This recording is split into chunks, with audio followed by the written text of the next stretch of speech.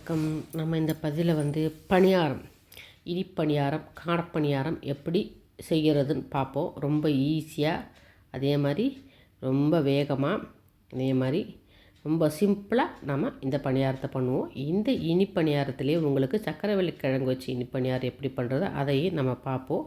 இந்த பணியாரத்துக்கு ரேஷியோ வந்து 2 கப் பச்சரிசி மாவு, 2 கப் புழுங்கரிசி மாவு, 1/4 கப்பு உளுந்து, கொஞ்சம் வெந்தயம் 1 ஸ்பூன் சேர்த்துக்கோங்க. ரொம்ப அருமையாக நைட்டே ஊற வச்சு அரைச்சி வச்சுக்கோங்க.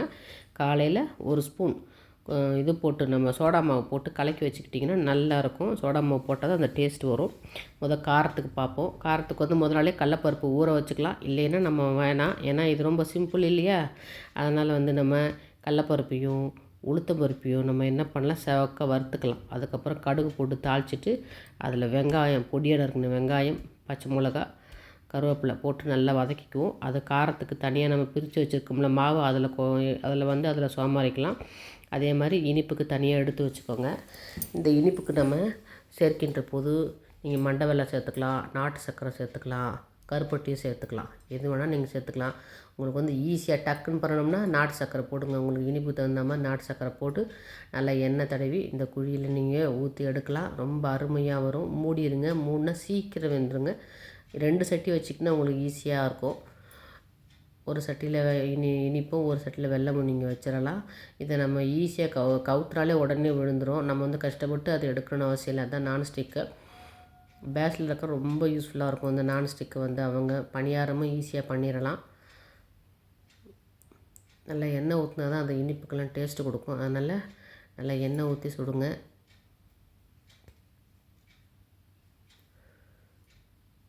ஈஸியாக திருப்பி போடலாங்க. அவ்வளோதான், முடிஞ்சிச்சு. இதுலேயே கொஞ்சம் எண்ணெய் ஊற்றிக்கோங்க. பேச்சுலர்லாம் வந்து நீங்கள் வந்து பயப்படவே தேவையில்லை. ஐயோ பணியாரம் அப்படிலாம் அது பெரிய விஷயம் அப்படிலாம் கிடையாதுங்க. ரொம்ப சிம்பிள். மாவு அரைச்சி வச்சுட்டிங்கன்னா ரொம்ப சிம்பிள். ரேஷியோவும் ரொம்ப ஈஸி தான். 2 கப் பச்சரிசினா 2 கப் புழுங்கரிசி, அதில் 1/4 கப்பு வந்து உங்களுக்கு உளுந்து, 1 ஸ்பூன் வெந்தயம், அவ்வளோதான் போட்டு நீங்கள் ஒரே இதில் ஊற வைக்க வேண்டாம். தனித்தனியாக கிடையாது, ஒரே இதில் ஊற வச்சு அப்படியே கிரைண்டரில் போட்டு நீங்கள் அரைச்சி எடுத்துக்கலாம். அருமையாக வரும். மிக்சியில் போட்டு அரைச்சாலும் நல்லா வருங்க. இங்கே பாருங்க, அப்படியே லட்டு மாதிரி விழா இருப்பாருங்க, தொப்பு தொப்புன்னு ரொம்ப நல்லா சூப்பராக வந்து ஈஸியாக வருங்க. கஷ்டமே கிடையாது. பணியாரம்லாம் கஷ்டம் கிடையாது. இப்போ நம்ம அடுத்து வந்து இந்த இனிப்பில் சக்கரவள்ளி கிழங்கு பார்ப்போம். சக்கரவள்ளி கிழங்கு நல்லா வேக வச்சு மசிச்சு வச்சுக்கணும். இந்த சக்கரவள்ளி கிழங்கு வந்து பணியார மாவு இல்லைனாலும் பரவாயில்ல, இட்லி மாவு இருக்கு பாருங்கள், இட்லி மாவில் கூட பண்ணலாம். நல்லா மசிச்சு அதில் சேர்த்துக்கோங்க.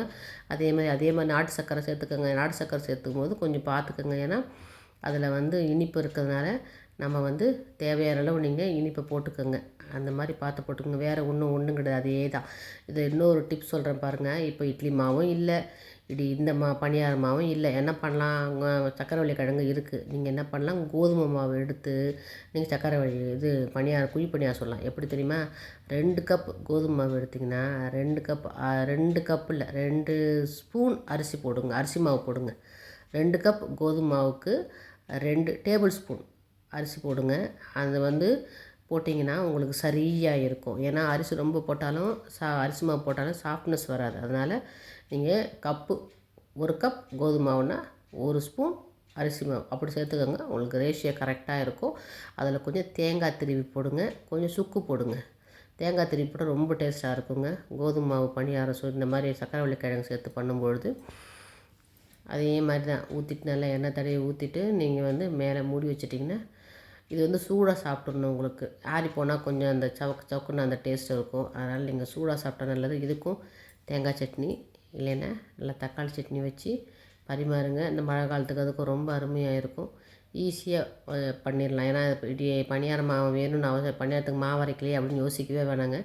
இட்லி மாவுலேயும் ஊற்றலாம், தோசை மாவுலேயும் ஊற்றலாம். ஏன்னா தோசை மாவு நம்ம பச்சரிசி போட்டு தான் நம்ம அரைப்போம். ஸோ தோசை மாவுலேயும் ரொம்ப அழகாக பணியாரம் வரும். அப்படின்னாலும் கோதுமை மாவுலேயும் நீங்கள் சொல்லலாம். நல்லா எண்ணெய் ஊற்றிக்கோங்க. அவ்வளோதான். நமக்கு வந்து இப்போ சக்கரவள்ளி கிழங்கு இனிப்பணியாரம் அதுவும் ரெடி ஆயிடுச்சு. இந்த பதிவில் வந்து பணியாரம் பார்த்துருக்கோம். ரொம்ப ஈஸியாக சிம்பிளாக, அதே சமயத்தில் எவ்வளோ வேகமாக குயிக்காக பண்ணலான்னு நம்ம பார்த்துருக்கோம். ஒன்று வந்து இனிப்பு, சாதா இனிப்பு, இன்னொன்று சக்கரவள்ளி கிழங்கு கலந்த இனிப்பு. கண்டிப்பாக வீட்டில் ஃப்ரீயாக இருக்கும்போது செஞ்சு பாருங்கள். ரொம்ப ஈஸியான ரெசிபி. ஷேர் பண்ணுங்கள், லைக் பண்ணுங்கள், சப்ஸ்கிரைப் பண்ணுங்கள்.